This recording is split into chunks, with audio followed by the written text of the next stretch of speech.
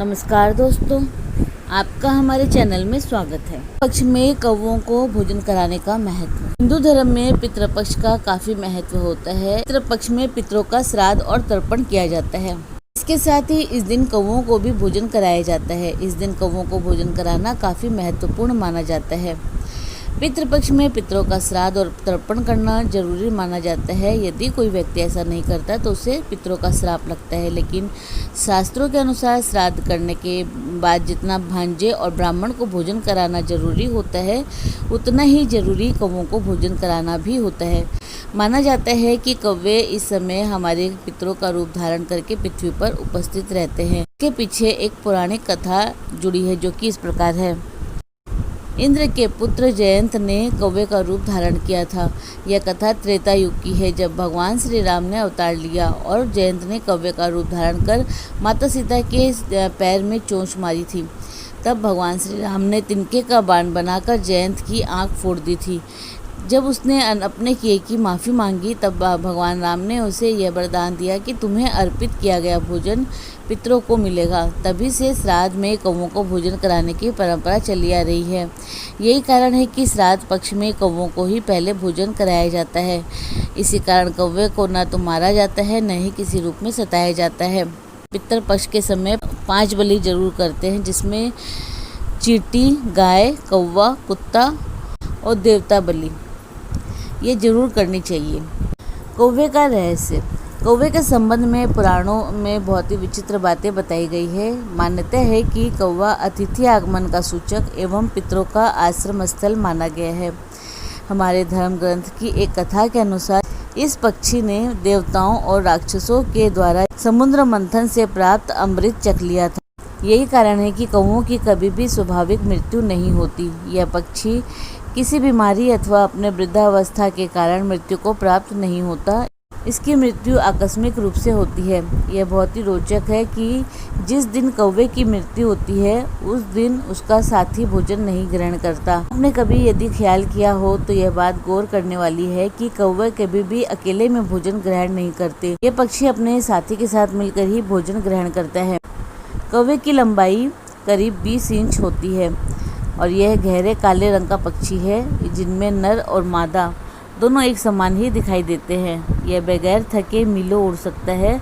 कौवे के बारे में पुराण में बतलाया गया है कि भविष्य में होने वाली घटनाओं का आभास इन्हें पूर्व ही हो जाता है। पितरों का आश्रय स्थल। श्राद्ध पक्ष में कौवे का महत्व बहुत अधिक माना गया है। इस पक्ष में यदि कोई व्यक्ति कौवे को भोजन कराता है तो यह भोजन कौवे के माध्यम से उसके पितर ग्रहण करते हैं। शास्त्रों में यह बात स्पष्ट रूप से बतलाई गई है कि कोई भी क्षमतावान आत्मा कौवे के शरीर में विचरण कर सकती है। भादो महीने के 16 दिन कौवा हर घर की छत का मेहमान बनता है और 16 दिन श्राद्ध पक्ष के माने जाते हैं। कौवे एवं पीपल को पितृ प्रतीक माना जाता है। इन दिनों कौवे को खाना खिलाकर और पीपल को पानी पिलाकर पितरों को तृप्त किया जाता है। कौवे से जुड़े सगुन और अपशगुन। यदि आप शनिदेव को प्रसन्न करना चाहते हैं तो कौवे को भोजन देना चाहिए।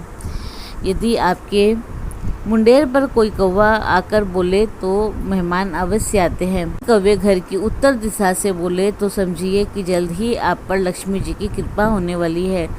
पश्चिम दिशा से यदि बोले तो घर में मेहमान आते हैं। पूरब से बोले तो शुभ समाचार प्राप्त होता है और यदि दक्षिण से बोले तो बुरा समाचार प्राप्त होता है। कौवे को भोजन कराने से अनिष्ट और शत्रु का नाश होता है। श्राद्ध पक्ष में कौवों को भोजन कराने के पीछे वैज्ञानिक तथ्य भी है।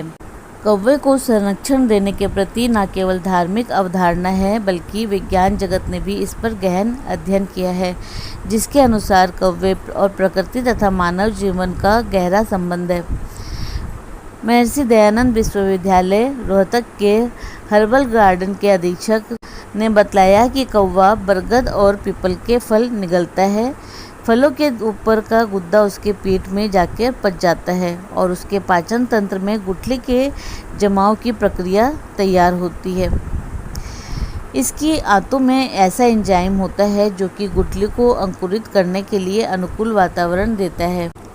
ऐसे में जब कौवा कहीं बीट करेगा वहाँ पर बरगद और पीपल का तैयार बीज गिरता है और उसका जल्द ही जमाव होने लगता है।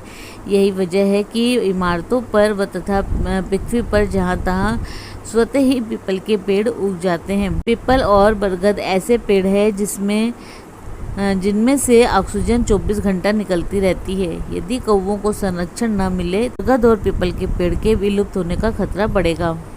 उन्होंने बताया कि मादा कौवा भादों के महीने में ही अंडा देती है। भादों महीने में ही पितृपक्ष आता है। 9 दिन में कौवा का बच्चा अंडे से बाहर निकल आता है। मादा कौवा घरों की छतों से पितरों के निमित्त रखा गया भोजन उठाकर ले जाती है। यह आहार पौष्टिक होता है जिसे वह रोजाना अपने बच्चों को खिलाती है। इससे कौवों की प्रजाति भी बढ़ती रहती है। पीपल और बरगद के पौधों का औषधीय महत्व भी है। इनके संरक्षण के लिए कौवों का जीवित रहना जरूरी है, इसीलिए कौवों का ग्रास निकाला जाता है। दोस्तों, यदि आपको हमारा वीडियो पसंद आए तो इसे लाइक, शेयर व सब्सक्राइब अवश्य कीजिएगा और अपने विचार भी हमें कमेंट बॉक्स में ज़रूर दीजिएगा। हमारे चैनल में विजिट करने के लिए धन्यवाद। आपका दिन शुभ हो।